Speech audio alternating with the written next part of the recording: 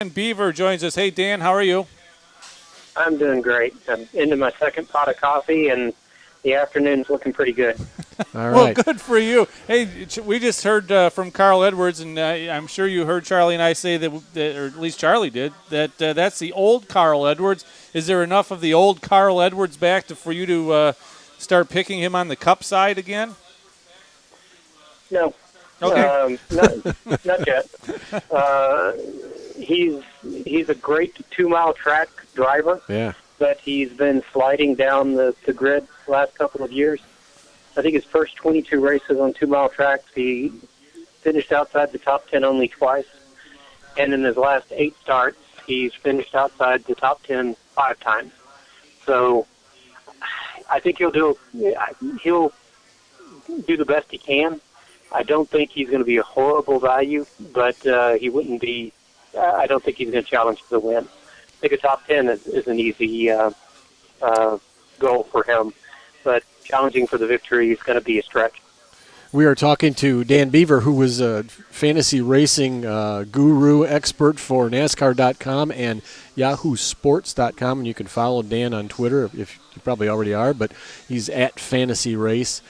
Dan, I have to admit, I have about given up on this season as far as my fantasy results. I cannot figure this thing out. I don't know how you guys are doing it that are doing well at it, because to me it's been an extremely unpredictable year. Am I right, or am I just bad? Yeah, and I don't know that I would include me in that list of people who are doing great in their fantasy game. My picks are fairly uniformly good, but when it comes down to that final choice of driver A versus driver B, I almost always jinx driver A. So I don't know that I'm doing all that well either, but probably a little bit better than it sounds like you're doing. Yeah, no, you're definitely doing better than I am from what I see.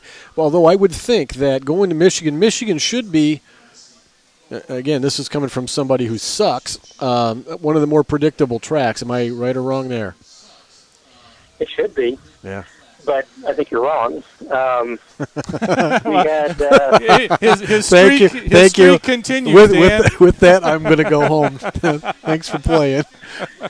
with the repays, we had half of the top 10 drivers, or nearly half the top 10 drivers this June, finished 20th in their last outing at Michigan, their previous outing at Michigan, and half of them had finished in the top 10. So I think we're looking for that kind of mix of unpredictability and some predictability, but if it's not down the line, you're back to that picking driver A or driver B conundrum, and that can be just as challenging as throwing the darts at the board completely. Mm-hmm. So I think the repave is still going to create some issues. I think after we get past this race, we're going to be a little bit better where predictability is concerned. And I'm just as interested in recent momentum over the last 6 races as I am in a driver's record at Michigan or the 2-mile tracks, with Auto Club included. Okay, so all those things being said, and after me taking my medicine, what is your Yahoo team going to look like this week? What are your picks, and who are you going to have to flip the coin over? Well, there are only 2 drivers in Group A who haven't won. One's Brad Keselowski, one's Jimmy Johnson. I'm picking one of them to win, and it's not Jimmy Johnson.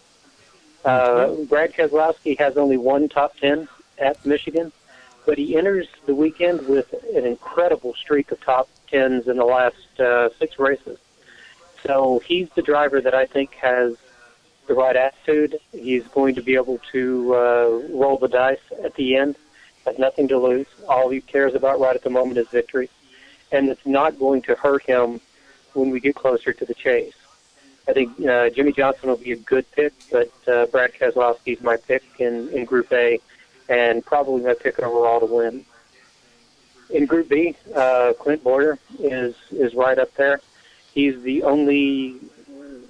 He's one of the few drivers with a 3-race streak of top 10s at Michigan.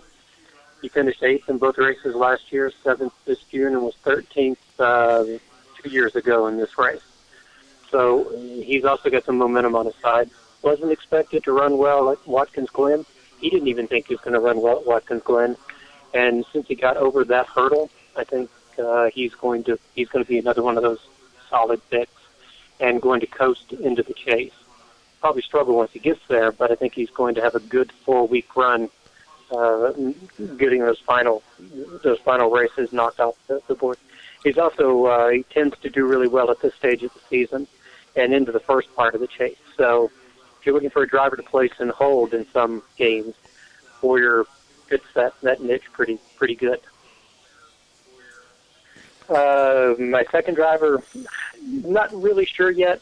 Haven't started writing just yet about this, but I'm probably going to lean towards Casey Kane. Hendrick Motorsports has a good engine program. They've got the right stuff.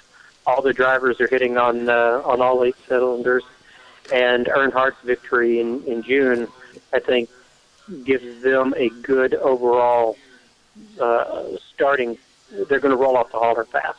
Mm-hmm. So I think Kane's a good safe pick, and that's probably who ends up number 2 on my roster. How about the guys who are languishing down in the C category? Who's the best-looking ones out of that group? Well, I think you're back to that go with a good team and go with drivers that aren't going to hurt you later on. Sam Hornish still is up there. Penske, as good at this track for a time as Jack Roush was. Hornish had a good run last week. He's getting a little bit better in that car every week. I think he's still crash prone, but for the moment he's not making mistakes. And so long as that happens, you might as well ride that horse until it goes lame. So I think Hornish is a good top pick. Someone I would avoid, though, who normally I would think highly of it at Michigan and in the fast track, is Trevor Bayne. He's been so erratic this year. You just don't know what's going to happen, and if he faces any kind of adversity whatsoever, the team's going to put it on hauler because they're not going for points. Finished dead last year in June with that blown engine on lap 7, I believe it was, and he's just too volatile. Although if he stays in the race, he's got a shot at getting a top 15, maybe even the top 10.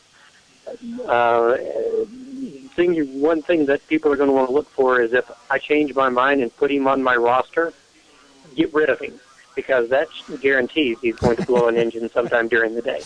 So, all right, I'm going to mark that down. All right.